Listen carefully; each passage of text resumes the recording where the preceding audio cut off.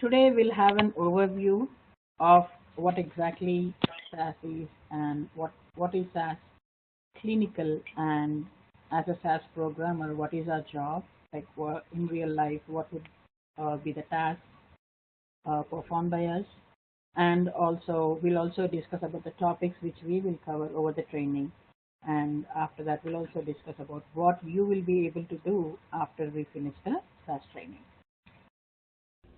Okay, so basically, what is SAS? SAS it's a statistical analysis system. Okay, it is used. It is developed by SAS Institute. Initially, it was developed by UNC, that is North Carolina State University, in 1966 to 76. They came up with the idea, and after that, SAS Institute has formed. Initially, it was a non-profit organization, but later on, they became a regular institute, and they came up with SAS software. Okay, and initially when they came up with this software, it was uh, used for agricultural field experiments.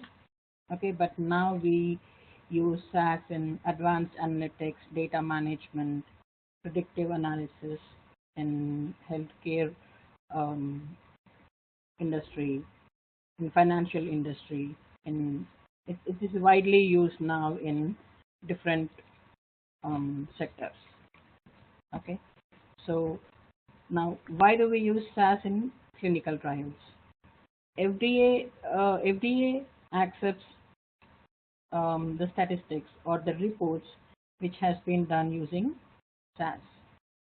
I don't know the specific reason why they want only CROs to use SAS, but FDA is accepting reports only done using the SAS software.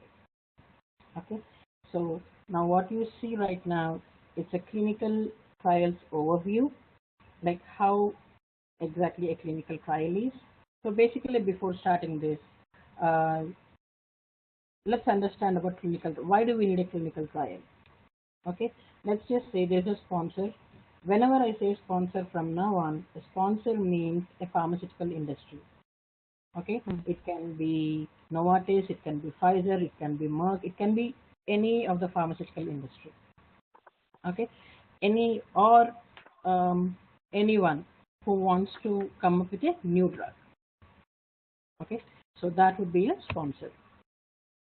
So whenever a sponsor wants to come up with a new drug, okay, the scientists or the doctors in their research, their R&D department came up with a new drug for any let's just say a cancer. Okay, they came up with a new drug. So to know the effectiveness of that drug, they need to first test it. They cannot straightly release that into the market, right? So what they need to do is they need to lodge a new drug application with the FDA.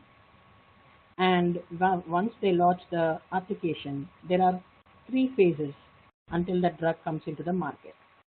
Okay, in uh, phase 1, phase 2, and phase 3. So in phase 1, what they do is they'll check for safety. Okay, the main objective throughout all the phases of the clinical trial is safety of the subject. Okay, because safety is always a priority. And in phase 1, what they do is they will determine, the sponsor will determine what is the safe administrable drug. Okay, so for example, if you take Advil, and if you see in the directions how to use it, you'll see that do not take more than 6 tablets in 24 days, or do not take more than 8 tablets in 24 hours, right? So how do they come up with that number? Okay, they, in some drugs, they say that do not take more than this 100 mg, like 300 mg, 400 mg in 24 hours. So how do they come up with that particular number? So in phase 1, what they do is they do all this testing. Okay, and they will determine a safe amount of drug that can be administered to a subject.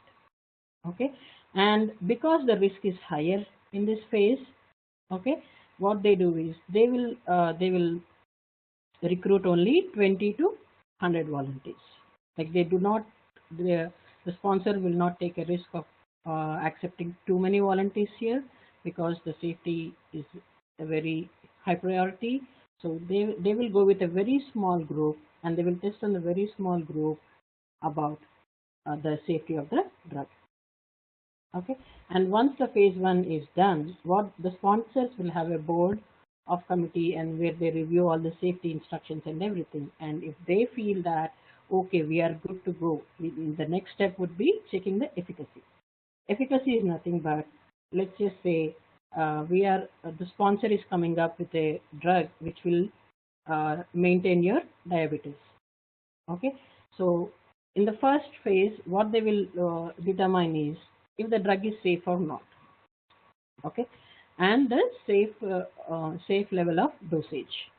Once they determine that, in phase 2, what they do is they will check whether the drug is working or not, whether the drug is keeping the blood sugar levels where it's supposed to keep or not. That is the efficacy. Okay, and and in these three phases, phase 1, phase 2, and phase 3, in all these three phases, safety is always a priority. Okay, it's like a unwritten rule, like safety is first priority, but after that would be checking the efficacy in phase 2. Okay, and once they check the efficacy in phase 2, what they do is they want to check the same, will we have the same result when we administer this to a large group of subjects. Okay, so in phase 3, what the sponsor does is they will expand the base of subjects, and they will get more number of volunteers, and they will check the drug on the more number of people. Okay, and in all these phases they will gather all the information. Okay, like for example, as I said, if we are going for a diabetic drug, what they do is they will hand out a diary, or whatever method they have, but normally they will hand out a diary, and in that diary they will instruct the subject to monitor their blood sugar levels, and they will also give them the timings, like before breakfast, after breakfast, before lunch, after lunch, and everything. They will give them a timetable, and based on the timetable, the subject has to check their blood sugar levels, and they have to make note of everything and give it back to the sponsor. Okay, and once they get that, what they do is they will put all the data into the database.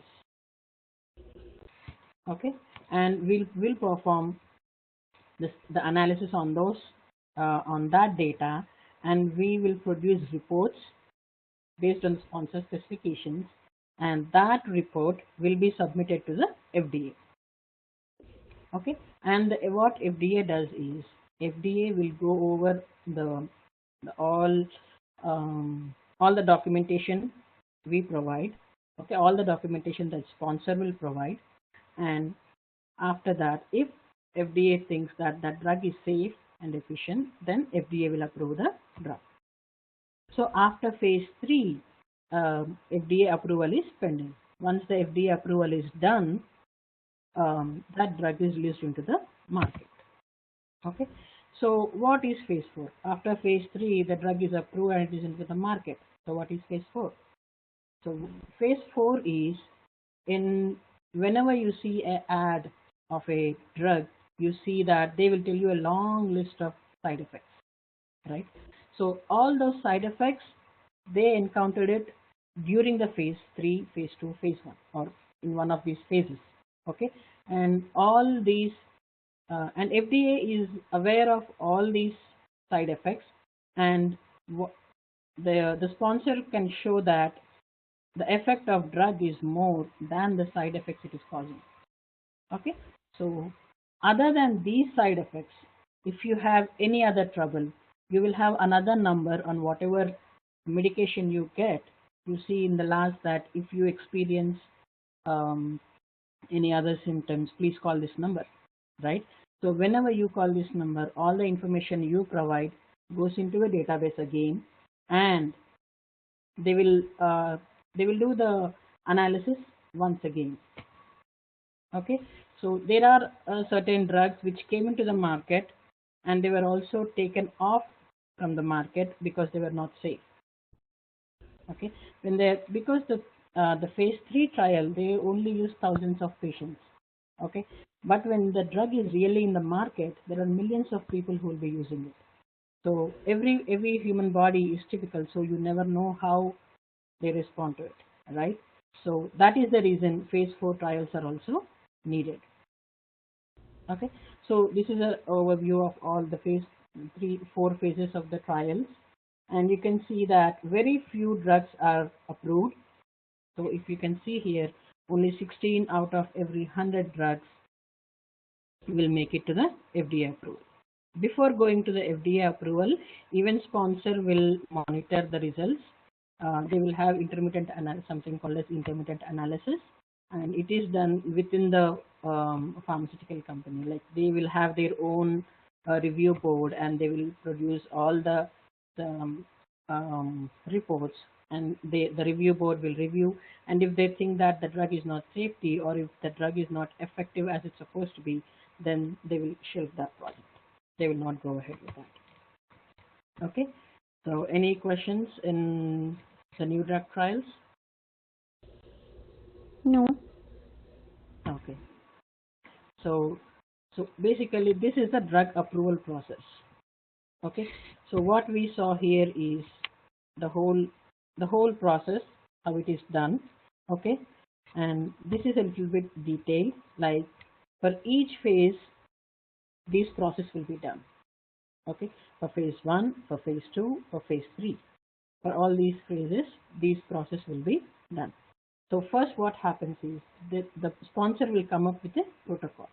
A protocol is nothing but it will be like a 300 or 400 pages book, okay, or a document which has all the information.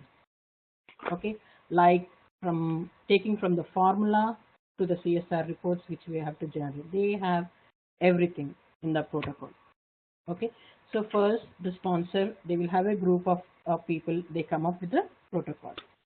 Okay, and once the protocol is done, the reviewing committee will review the protocol and they will approve that okay, this protocol is good and we can go ahead. Okay, then after that what they do is they do the investigator selection. Investigator selection is nothing but your investigator is always your medical provider, that is your doctor mostly. Okay, so once they select the investigator, again this selection must be approved by the review committee which has been set up by the sponsor. They will send the investigator selection to the review board. Again they will review all the investigators. Okay, it doesn't make sense getting a cardiologist when you are working on endocrinology therapeutic area, right? So that is what they review. They review everything, like is the correct investigator selected and everything. They review all the information, and once they approve the investigators, then the patient recruiting process starts. And after patients are recruited and study has started, the data will be entered into the database. Okay, the databases used are, I mean, mostly they use Oracle Clinical. Most of the sponsors use Oracle Clinical for the clinical data, and there are also some other companies like Medidata, which have their own clinical data entry system, and I think they also have Open Clinica, but most of the sponsors use Oracle Clinical. Okay, and we'll discuss about that when we discuss our series ECRS and everything. So after that, they will come up with a statistical analysis plan, shortly referred as SAP. This SAP is mostly useful for programmers. For us, this is, I mean, for a SAS programmer, this will be like a Quran or a Bhagavad Gita. Like you have to know the whole SAP by heart when you're working in a study. Okay, it will be a page of like probably 40 to 50 pages, and whenever you start a job, the first thing they'll give you is protocol and SAP. Okay, and you go over the SAP and they will have all the rules in that. like what is expected, how it needs to be represented, and everything. Okay, so once the SAP is done, once the SAP is reviewed and approved, then you will go ahead and create all the CRS and everything. I mean, the CSR is nothing but a case study report. You create all the report and you present it to the FDA. Okay, and you also have to publish it in there is a site called clinicaltrials.gov. You have to publish your report in there. And once it is sent to the FDA, after that, the drug will be approved. Okay, so that is the whole process of it, like how it starts, and how it goes on, and where we come in as SAS programmers to do the job. Okay, so now let's see what is a SAS programmer's role in a clinical trial. Okay, there are two major departments where we can work. Are you back, Ripple? It's okay. Okay, so one is the data management department. Okay, and the next one is the statistical reporting. The data management department is, as I said, that we have a database like Oracle Clinical or anything. So whatever data we get from the subject is nothing but a patient who is recruited to the process. Okay, and we mostly refer them as subject. Okay, so the subject who has been recruited into the process, they give the information in a forms. Like whenever you go to a doctor's visit, they hand you out a form, right? And they tell you to fill it out, everything, your name, the medical history, and some other things, right? So all these CRS, they are called as CRS, they are case report forms. Okay, all these CRS will be saved in your database. And whenever you go to your investigator, sometimes even they ask you questions like, did you experience this? They give you a list of conditions and they'll have you answer that. So they enter that electronically into the database. Okay, so the data management department work is to deal with that raw data. Okay, like whenever the data is in a text form, okay, it can be in a text form, it can be in an Excel form, it can be in an electronic data form. So everything what data management department does is they will convert that into a SAS data set. Okay, typically to look a SAS data set looks like an Excel spreadsheet. Okay, but in a SAS format. Okay, that is data management department. And in data management also there is something called as dictionary services. Dictionary services is nothing but we'll discuss more about this when we are discussing about the domains. So now I'll just give you a brief idea what dictionary services are. In clinical data, we have certain domains called as adverse events and concomitant medications. Okay, so who drug is nothing but whatever drugs we have in the market, right? They have levels. Like for example, a subject has taken Advil. Okay, Advil will be there a verbatim term. Like for example, verbatim is nothing but like a normal terminology. When you go to a doctor and he asks you, what did you take for your pain? You just say, I took Advil. But in Advil, you will have paracetamol, acetaminophen, and some other compositions, right? So there will be a standardized name, a standardized medical term for Advil, right? So for Tylenol also, we might have the same medical term. Okay, so the standard medical terms are in the dictionary. Okay, so we will need that to do further reporting. So that's why we need to get dictionary terms. Those terms are called as dictionary terms. So to get that terms, we use dictionaries, and that is done by the data management department. Okay, So now coming to the statistical reporting, this is more of what we do in our real life.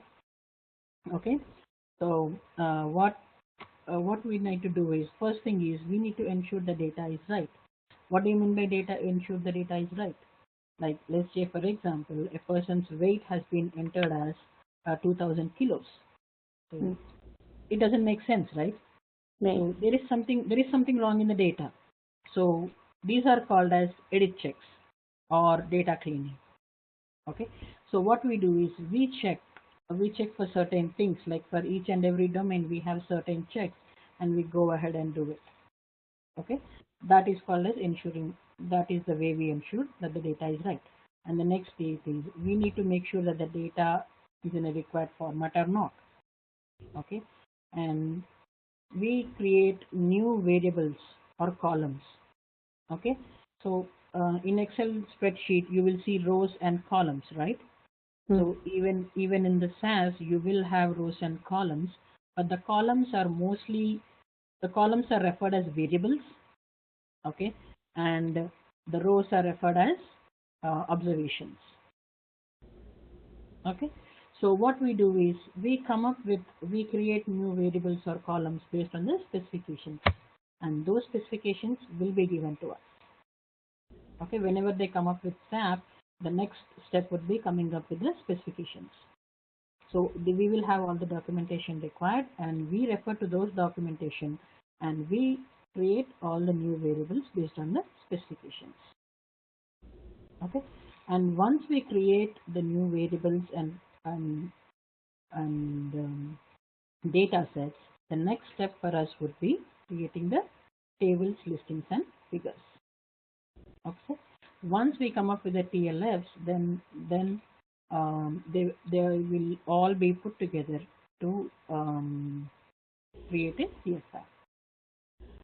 Okay, so we will be as a SAS programmer, this will be our job. Okay, this is done by the data management department. Like, if you want to go towards the data management department as using SAS, then that would be entirely different thing. Okay, because data management is different and statistical reporting is different. What we will be doing as a SAS programmer will be statistical reporting. No problem, Ripa.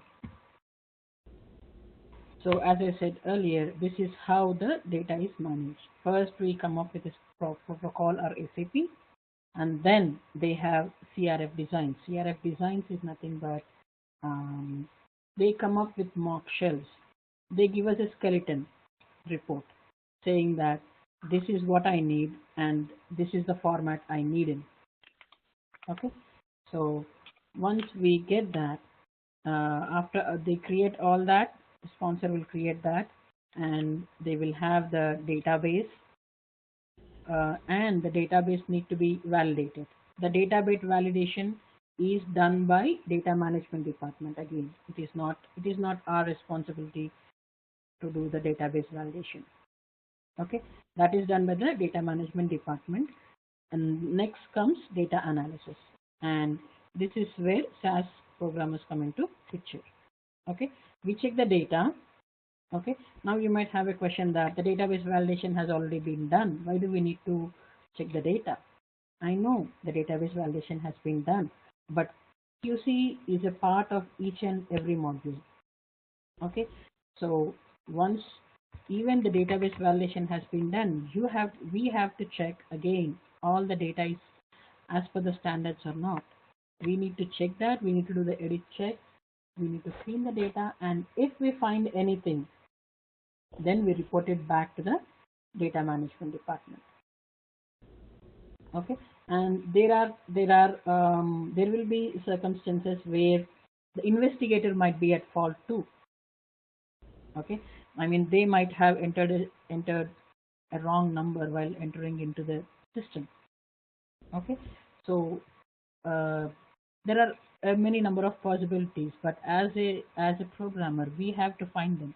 In edit checks, we need to find them, and we need to report them back to our managers. Okay, And once the data analysis has been done, we do the reporting. Okay, and so basically this is how the workflow of SAS would be. Okay, we get raw data from data management. Sorry, we get raw data from the sites. Okay, it may be in the form of CRF, it may be in the form of ECRF, or it may be in the form of EDC, that is electronic data capture. It may be in any one of these forms. Okay, CRF is the form, the hard copy which you get, and ECRF is, it is not online. Okay, you cannot access the form online, but sometimes you get some forms sent to you and you fill them out and you give them back. That is ECRF. And EDC is electronic data capture, which is done online. Okay, you will be online and you will enter your information directly into the database. So there are three methods, and using these three, they will get all the data into the raw data. Okay, and the data management department works. The data management department, what it does is they will have all this raw data, and they will convert all this raw data into a SAS data set, and they give that to sponsors. I mean, they send it to the next department. Okay, and in that what we do is we take the raw data, we modify the data as per the standards, and if there are any new variables to be created, we do that. If there are any new statistics to be found, we find them, we generate the TLFs. Okay, so this is where we are more concerned about. Okay, this part is done by the data management department. Okay, and this is the part where we will modify the data, okay, and produce the TLFs. Okay, and next is a little bit more about SAS. Okay, and normally in real time when we work, we mostly work in either a Windows environment or in a Unix environment. Okay, you can work in both of these environments, and SAS is not case sensitive. Like most of the softwares and languages are case sensitive, but when it comes to SAS, you can write your code in mixed code. Like you can write half of your code in uppercase, half in lower or mixed case, anything, it doesn't affect. Okay. And SAS statements are pretty self-explanatory. Once we start doing the programming, you can see that it's pretty easy.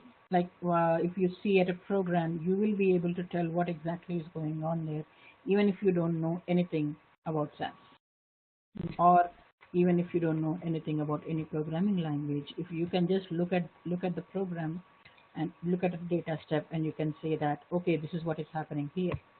Okay, you might not be able to completely tell what's going on, but at least at this point, after the training, you will be able to tell what exactly is going on.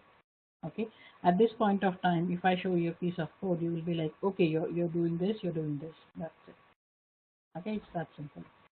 And as I said earlier, the structure of data is similar to tables. It is spreadsheet. Okay, in SQL you call them tables, right? And in SAS you call them data.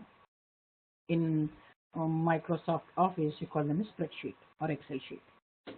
So to look, the data will be similar to a table. It has rows and it has columns.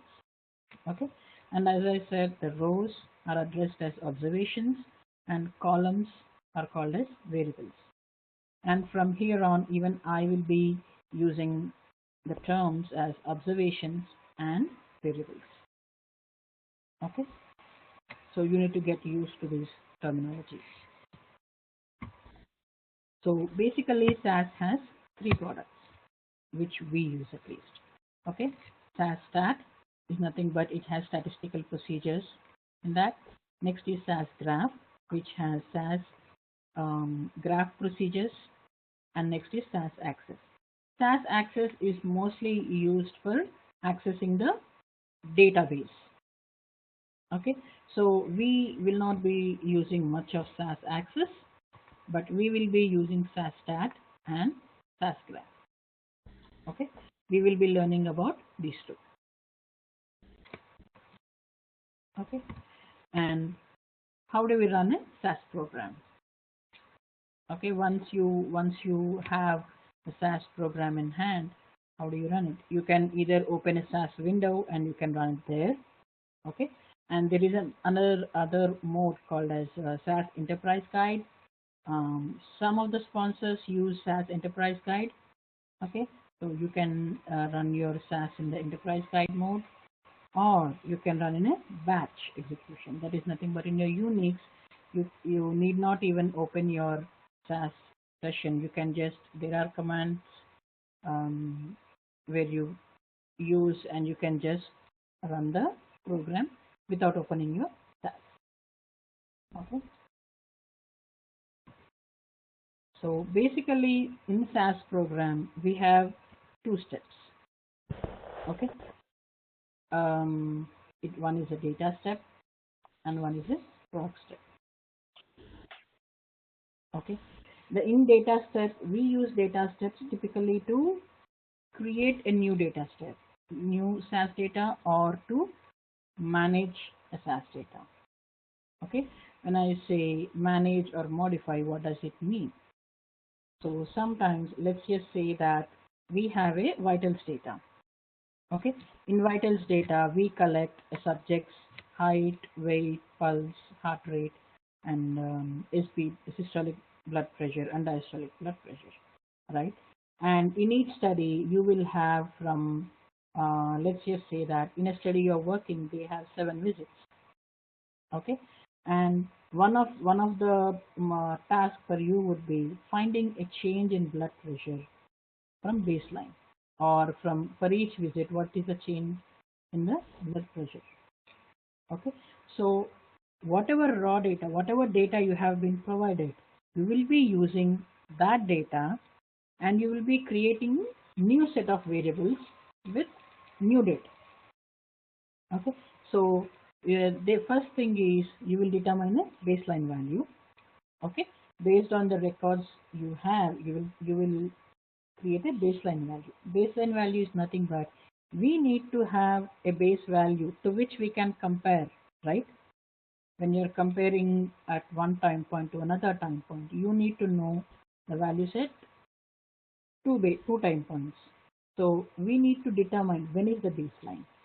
Okay, we will discuss in detail when we are working, uh, when we are discussing about the baseline and how to determine and how to do it and everything. So just for understanding purpose, I'm just telling you now, we need to have a base point to which we need to compare and able to know the difference, right? So that is modifying a data. You will be finding new things like change from baseline, percent change from baseline, and all these kinds of things you will be doing using a data step. Okay, and next is a proc step. Proc step is nothing but a procedure steps. Okay, we use procedures to find the statistics and generate the TLS. Okay, TLS is nothing but tables, listings, and figures. Okay, so these are the two major things which we use in our SAS programs. Okay, am I going too fast? No. Okay, so this is how typically a data step and a proc step looks like. Okay, so in this data step you can see that I'm creating a data. Whenever I use a data, it means that this is the data set name. Okay, I'm creating a data, and in file is the file I'm using to input my data. Okay, and this input statement means these are the names I have given to the variables. Okay, and all this why I have used this dollar symbol, numbers, and everything we'll discuss in detail in our next class. Okay, But for now, you just need to know this is how a data step looks like. Okay, and this is how a proc step looks like. Okay, but these are the two main rules in SAS programs. Like if you do not follow them, your program will not execute. Okay, the first thing is every data step and proc step must end with a run statement. Okay, sorry, every data step and a proc step must end with a run statement, and all statements, okay, each and every SAS statement has to end with a semicolon. Okay, you can go into the next line, like for example, if you see here, I have everything in one line. It's not a rule that everything is in one line. You can go to the next line also, but the thing is your statement has to end with a semicolon. Whenever SAS encounters a semicolon, SAS will understand that this is the end of the sentence statement. Sorry. Okay. So in the same way, you can have two statements in one line too. You can have that as long as the two statements are separated by a semicolon. You can have n number of statements in one line, and you can have one statement in n number of lines. Anyway, it's fine as long as the SAS statement is ending with a semicolon. Okay, and in all your programs, it is a very good programming practice to do add comments. Okay, adding comments is nothing but what exactly are you trying to do in the next step. Okay, and sometimes we get confirmations from our statistician or biostatistician in middle of the study. Okay, you find something, you find some discrepancy in the data, and you you will escalate the issue and you will send it to biostatistician. Okay, and as I said earlier, the subject with 2000 kilos doesn't make sense, right? So you go back and they say that there has been an investigator error and it cannot be changed. So sometimes what they do is disregard that subject's weight in that particular visit. Okay, and to do that, what you need to do is you need to add a comment to your program saying that as this was an investigational error, statistician confirmed us that this needs to be done, right? Because even after 6 months, if you are the original programmer and you came back to do something else, and you need to understand why you did that step. Okay, so having comments is always a very big plus, and it's a very good programming practice. And you can add comments to your SAS program in following ways. One is it starts with a asterisk and ends with a semicolon. Okay, and the other one is using a / asterisk and a asterisk and /. These are the two ways you can comment your SAS programs. Okay. So you can go to this website to get more information on SAS. It will give you all the information. Call from the child pickup.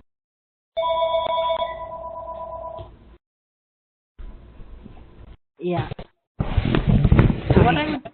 No problem. What I would suggest is just unless you don't have any questions, mute yourself. And if you have any questions, then unmute yourself and you can just go ahead. Okay, so that nobody else will be disturbed. Okay. So to get more information on SAS, you can go to this website and you will have all the information about SAS, like whatever procedures we will be learning, whatever what are the new versions of SAS available out there, everything about SAS. Okay, and once you start working, this will be your holy grail. Like you will have all the information here, and I can assure you that you can get any information from this website. Okay, you will have all the information. And now let's see the topics which we will be covering in our training. Okay, so first I'll send you the software after first couple of classes, okay? And I'll also send you the instructions how to install them. And once you install the software, you can start practicing. Okay. So first, we'll learn about SAS, what windows we need to use, how we create SAS libraries, how we access the libraries which are already present. Okay, and what are the SAS system options we can use. Okay, and next will be getting your data into SAS. Normally, as I said, this would be data management department's work, but it is good to know how to do it. Okay, but so that is the reason we'll go through all the different methods to read the data from text files and all the options we have. Okay, and yeah, different input methods is nothing but if we have a text file. Okay, if we have a raw text file, how do we create a data set from a raw text file? How do we create a data set from a spreadsheet? Okay, that kind of things. And once we create the data set, next we learn about how do we work with our data. Okay, how do we create and modify variables, and these are some important statements which we need to use. And so we'll be learning all about these statements and modification techniques. Okay, and next would be functions. So these are very important to know. And there are character functions, there are numeric functions, and there are date functions, and we'll learn each and everything about them. Okay, if you go to the SAS site which I have just provided you, you will see there are about hundreds and hundreds of functions. Okay, so obviously we'll not be using all of them, okay, in your real-time scenarios. So I have made a list of functions which we will be using in our real-time scenarios.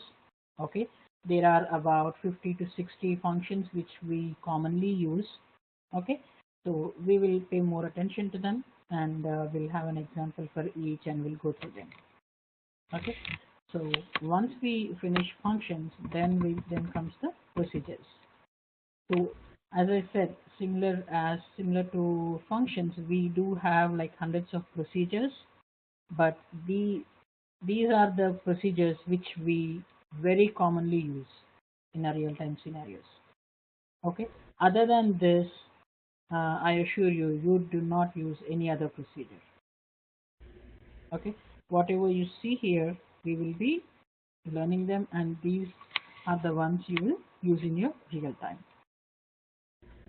Okay, and we will be learning about all these procedures, and after that we will also be using ODS import. Actually, import and export are also procedures, but they come under importing and exporting data. Okay, rather than finding statistics or representing them in a table, we use these reports, we use these procedures to import or export the data from SAS. Okay, so we learn about them, and we learn about ODS. ODS is used to output our report into a specific format. It may be RTF, PDF, HTML, in whatever format the sponsor needs. We can do it using the ODS. So we'll learn about that. Okay, and then we'll learn about combining data sets. What do you mean by combining data sets, and how do we do it? So there is something called set or appending data sets, merging data sets, and we have some certain data set options. And I'll also tell you how to merge with a HooDrug and MIDRA. I know I said that merging with dictionary services is data management department's work. That is true, but it is good to know how do we do that. Okay, so we'll discuss even that when we are doing the data set options and combining data sets. Okay, then after that we will also be discussing some important clinical concepts like first start, last start, and LOCF is nothing but last observation carry forward. BOCF is baseline observation carry forward, and change from baseline, determining baseline, and visit windowing. Okay, these are some important clinical concepts you'll need to know, and we will do an example. I will have a case study, and we will be doing everything on a real data. Okay, so after we finish that, next we'll discuss about macros. Okay, and we'll see how do we create macro variables. First of all, we'll see what is a macro, what is a macro variable, what is the difference between macro and macro variable, and what are the different ways to create a macro variable, and which one would be most efficient. Okay, and different kinds, different methods how we do it. Okay, and there are global macro variables and local macro variables. What are global, what are local, and what is the difference between them. Okay, and after doing that, we'll also learn about how do you macrotize your code. Okay, we'll learn about that. And once we are done with SAS macros, then we'll learn about SAS graphs. Okay, in SAS graphs, mostly we use gplot to do all the plotting. Okay, so we will do all the kinds of examples with gplot. Okay, and we'll also do an example where we annotate the graph. Annotate the graph is nothing but, let's just say you already have a graph and you need to add some information inside the graph. Okay, like a text box or something else. Okay, and you want different symbols in different colors. Okay, so all of that can be done in annotation, and we'll learn about that, how we do that and everything. And after that, we'll also learn about greplay. Greplay is nothing but sometimes if you see a report, they will have 4 graphs in a single page, right? On the left hand side corner they have one, left hand side upper they have one, and on right hand side upper they have the second graph. In the same way, on the left hand side bottom you have one graph, and the left hand side, on the right hand side bottom you have another graph. So to produce that kind of graph, we'll need to use a specific another procedure called greplay, and we'll see how we use them and how we produce those kind of graphs. Okay, we'll do an example for that. And after that would be introduction to the clinical SAS and clinical domains. I gave you an overview of clinical SAS today, and we will be discussing in detail about them. Okay, and we'll be discussing in detail about clinical domains. Clinical domains is nothing but, as I told you earlier, there will be a domain called as adverse events. There will be a domain called as vitals. There will be a domain for concomitant medication. So we will have domain for each and every um, data which has been collected during the trials. Okay, so we will be discussing all the clinical domains. Okay, and after that we'll also be discussing about the annotated CRF. Okay, the CRF which we have is an empty, a blank form which has been handed over to the subject. Okay, and annotated CRF is nothing, we as programmers, we annotate them, and we will understand more once you look at an example and I make the relation between the CRF and the data. Then it will be clear for you at that point. Okay, we'll discuss in detail when we are discussing about the annotated CRF, and I'll show you a example like I have a SAP where we can go through and we can understand more about the study. Okay, and after that we will do the introduction to CDISC. Okay, it's a clinical data interchange standards consortium. So we'll learn about CDISC, we'll learn about STPM, we'll learn about ADAM, and we'll learn about 21 CFR Part 11. Okay, and we'll learn about, and after that we'll learn about define.xml. What is it? Why is it? How is it? Like, all these 3 questions will be answered when we are doing the define.xml. Okay, and after that we will be doing these 3 tables. Okay, which are pretty important to your job survival. Okay, so what I can say is, if you can do these 3 tables, you can survive the job. Okay, and we'll do a listing. Listing is pretty easy, but we'll do it. We'll do one listing. Okay, and while doing graphs, we'll already be using the case study information, so even graphs will be doing some graphs. Okay, and good programming practices. There is no special class for good programming practices, because as we go through the training, I will tell you what are the good programming practices are, and in each class I'll be telling you rather than having a single class for that. Okay, in every class I'll be telling as we just discussed, having a comment in your program is a very good programming practice. Okay, Mm. the other one would be, the other programming practice would be indentation. Okay, how do you do it? And so like this, whenever we go ahead and discuss, for example, if we are doing a do loops class, and in that, what are the good programming practices you need to follow when you're using a do loop? Okay, and in the same time, when you're using functions, I'll tell you what would be the good programming practices when you're using functions. Like that, for each topic I'll let you know this would be good to do and this is what you need to do. Okay, and to complete all the topics which are here, it will take around like 23 to 25 classes.